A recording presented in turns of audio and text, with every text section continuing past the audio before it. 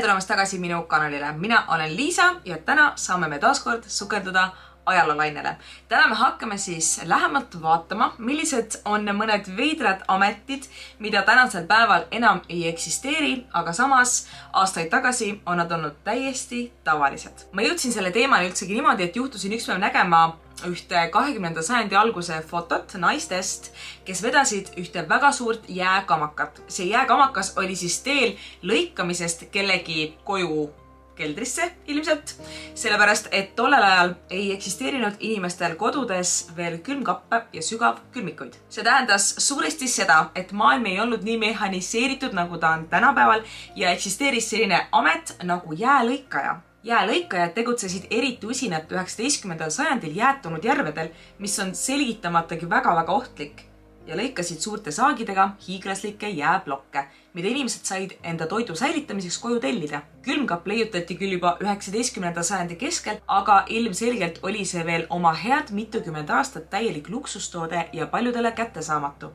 Seetõttu kestiski jäälõikaja amet veel üsna pikalt ka 20. sajandi alguspoolel. See sissejuhatus läks nüüd küll hästi spetsiifiliseks ja juba sukeldusime videosse sisse, aga peale selle jääpildi nägemist hakkas mu mõte kohe tööle ja ma tahtsin väga teada, et milliseid põnevaid ameteid on siis veel meil ajaloos eksisteerinud. Ma leidsin terve nimistu tänapäevases mõistes üsna ebatraditsioonilisi ameteid ja tegelikult on üsna irooniline, et mina pean neid ameteid siin tänapäeval ebatraditsiooniliseks, kuigi ma isegi ei kujuta ette, mida need inimesed võiksid arvata näiteks sisulooja ametist.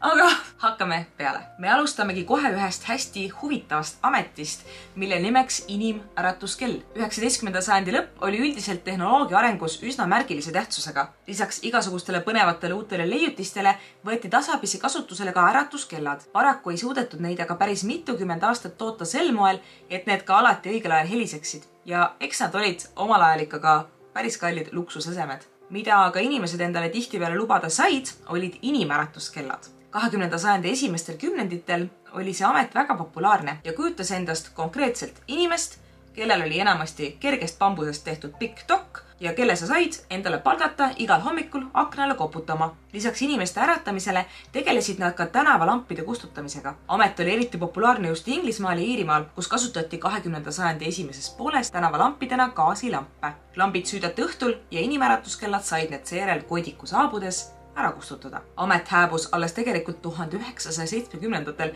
kui mõnel pool Inglismaal veel viimased inimäratuskellad tegutsemise lõpetasid. Nüüd hüppame aga ajas üsna pikalt tagasi ja lähme Rooma keisririiki, kus oli üheks väga tähtsaks ja hinnatud ametiks toidutestija, kes tegutses siis pigem valitsejate juures, kes kartsid, et nad võidakse mürgitada. Toidutestija ülesandeks oli enne valitsejaid kõiki kokkavalmistatud toite proovida, et need ei oleks mürgitatud. Kui toit oleks olnud mürgitatud, oli just toidutestija see, kes selle läbi hinge heidab ja valitsejad on seeläbi pääsenud. Mürgitamise hirm oli tollal inimestel aga nii suur, et isegi kõrgema klassi tavainimesed palkasid endale tihtipeale toidutestijad. Üks näide toidutestijast tuleb näiteks Kleopatra ja Marcus Antonius ajast. Üks ajaloo kuulsamaid paare, kus tegelikult Marcus Antonius oli pidevalt hirmul, et kui Kleopatra teda enam ei vaja, siis ilmselt saab ta mürgitatud. Seetõttu oli nendega alati kaasas toidutestija, keda Kleopatraga lollitada otsustas. Ühel koosviibimisel tahtis ta enda lõbustamiseks katsetada, kui palju Marcus Antonius teda usaldab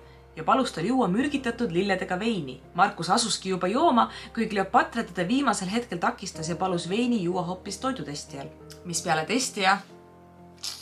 Ka praegu levivad kuulujutud, et Inglise kuningannal on toidutestija, aga need kuulujutud ongi jäänud kuulujutudeks, sest keegi ei ole neid ametlikult kinnitanud. Järgmise ametina võtame me ette kuulaja või täpsemini öeldes radari-eelse kuulaja. Teadupärast on lennundus ju üks turvalisemaid liiklemisviise, millesse on juba üle 100 aasta jooksul panustatud tohutult palju teadustöid ja uuringuid. Et lennundus saaks aga olla nii turvaline, nagu ta on seda ümbritsev tehnoloogia maailmaklassi tipptasemel ja samas on ta ikkagi pidevas arengujärgus, et saada veelgi paremaks. Tänasel päeval on lennukitel radarid, mis edastavad transponderitele ehk vastuvõtjatele automaatselt infot enda olukorrast ja asukohast. Signaal jõuab radarist vastuvõtjasse keskmiselt 12 sekundiga, mis on äärmiselt kiire, kui arvestada nende kahe vahemaad. Radarid aitavad lennujuhtidel lennukitel pidevat nii maal kui õhus silma peal hoida ja samuti aitavad need pilootidel läbi keeruliste ilmastikuolude lennata ja maanduda. Tundub nagu üks tõeliselt asendamatu töövahend.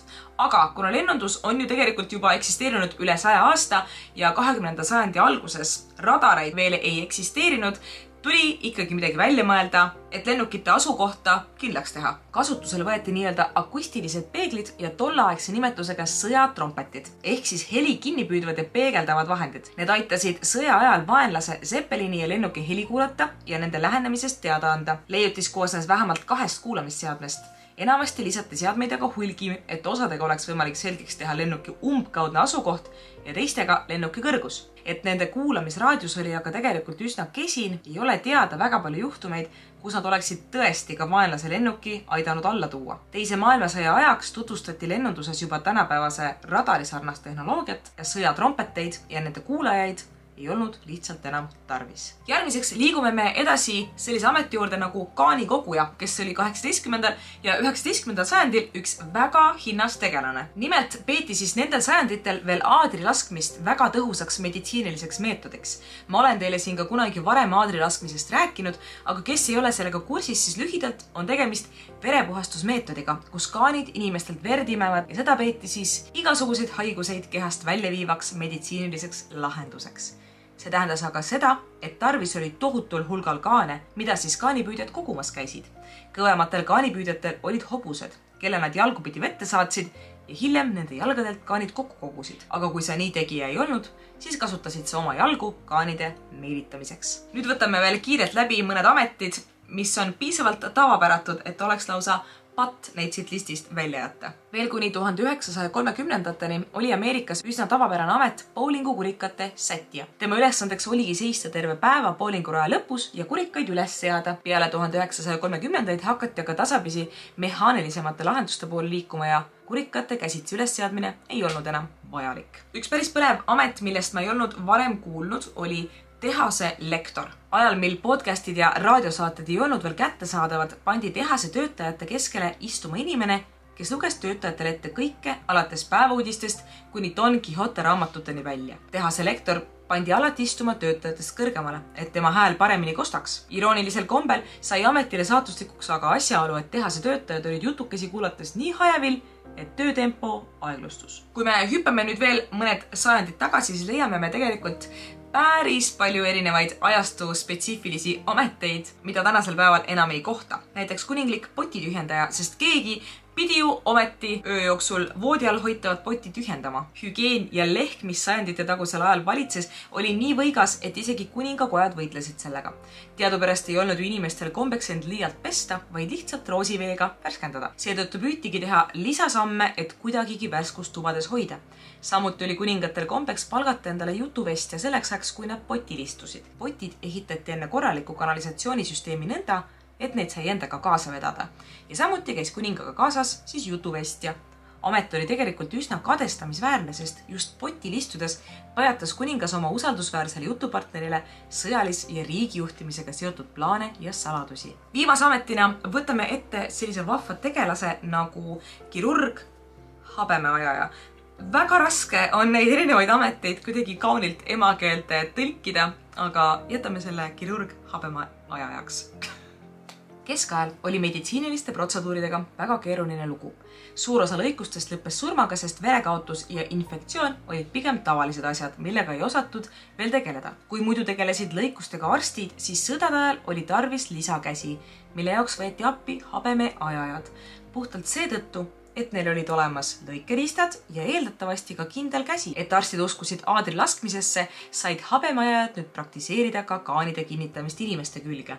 Laias laastus tegidki nad siis amputeerimisi, hammaste väljatõmbamist, kuputamist, mis on ka tänapäeval veel üsna populaarne, ja aadri laskmist. Ja muidugi ka siis veel habeme ajamist. Õnneks tänasel päeval on need mõlemad ametid lahku läinud ja praktiseerivad vaid oma valdkonnas. Selline meie tänane kergelt ajaloohõnguga teemavalik siis sai.